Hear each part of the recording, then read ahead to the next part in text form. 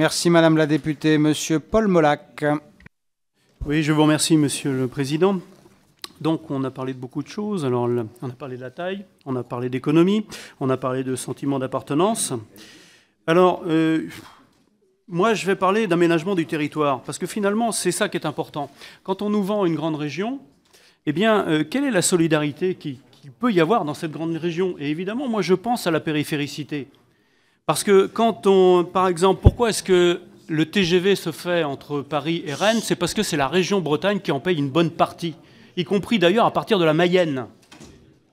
Alors demain, moi je veux bien, si on est avec Le Mans, que Le Mans paye pour qu'on ait un TGV entre Rennes et Brest, mais je pense que ce sera un peu plus compliqué. Parce que, évidemment, sur la culture, c'est la même chose. Je prends par exemple le budget de l'Office public de la langue bretonne. C'est 1 300 000, dont 50 000 qui viennent de la région Pays de Loire. Le reste, ça vient de la région Bretagne et des départements. Donc on voit bien que et pourtant il y a toute la Loire-Atlantique, qui est effectivement le département le plus peuplé. Donc on voit bien que quand il n'y a pas de volonté politique, il n'y a pas de changement. Et c'est évidemment une crainte de notre part. La crainte, elle est évidemment que les activités se rapprochent de plus en plus de Paris, puisque Le Mans est à 1 heure de Paris et Brest est à 4h30 de Paris, en train. Donc, oui, justement, et c'est bien ça le problème, Madame Caramanli, c'est que Le Mans et Rennes sont à 1 heure.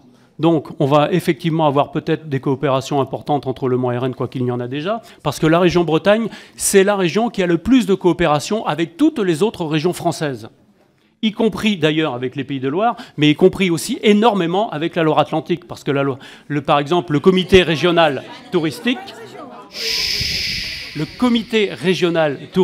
breton, la Loire-Atlantique est dedans, mais bien Bretagne Sud. Donc, juste pour tempérer un peu l'enthousiasme de notre ami Michel Piron, c'est aussi la région des Pays de Loire, celle où 46% des habitants sont prêts à l'avoir démembrée. C'est aussi celle qui a l'attachement à la région le plus faible, à part l'Île-de-France. Donc, si effectivement il y a des grandes régions, à un moment donné, il faut bien se poser la question de l'aménagement du territoire. Et à partir de ce moment-là, sur les marges, ça veut dire effectivement qu'il y aura des redécoupages. Merci, monsieur le député.